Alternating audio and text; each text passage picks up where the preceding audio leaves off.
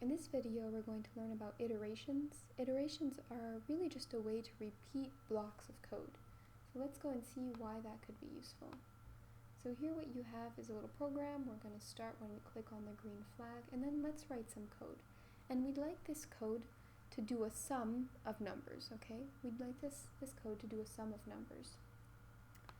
So let's go ahead and first of all create a variable. Let's call it sum. That's what we're going to use to store the sum of values in, and we're going to make this local to this sprite because there's really no need to make this global, and that's a good general rule to have. Okay, and then what we're going to do is we're going to start by setting the sum, and let's set it to 0. That's fine. Let's keep it at 0, and then we would like to change the sum by 1. Okay, so we're going to add 1 to the sum. But we'd like to do this lots of times. Okay, so we could do that different ways. We could,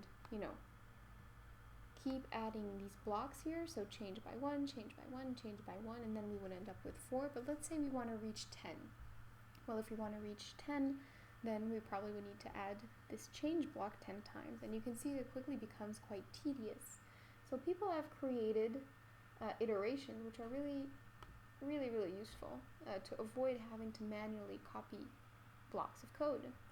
So let's look at this one here, for example. And since we're going to repeat this block of code 10 times, we really don't need all this stuff anymore.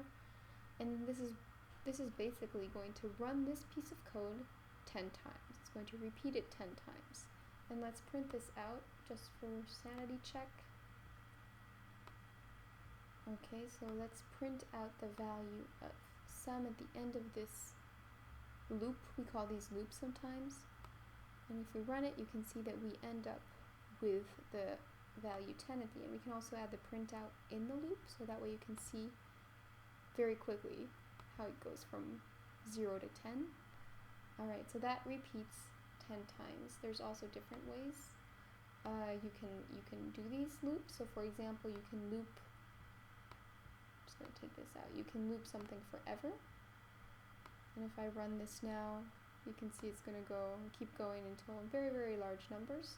You have to be careful with these loops because these are basically dead ends for your code and they stay stuck in these loops forever. So generally forever blocks are always a little bit tricky. Something that you can do if you do end up with one of these blocks is a stop script. So at least you do it once and then it stops there. And we can see how we can do this a little bit in a smarter way than just having a roadblock in the middle of your code. We can also do a repeat until. So we can do repeat until, for example, the sum is bigger than a certain number. So here we're going to repeat until the sum is bigger than 100. And if I run this now, it's going to keep counting until you reach 100. And actually 101, right? Because we were looking for something that was bigger than 100. Let's see, what else can we do?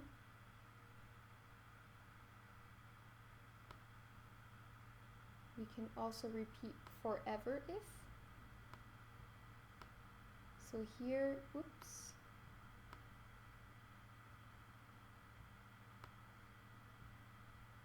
Code spaghetti. Okay, so here what we have is we're going to run this block of code forever if the sum is smaller than 100, okay? So keep running this block as long as the sum is smaller than 100. And if we run that here, you can see it goes up until we reach 100, and then it stops because this Boolean operator no longer returns true, it returns false. That's it.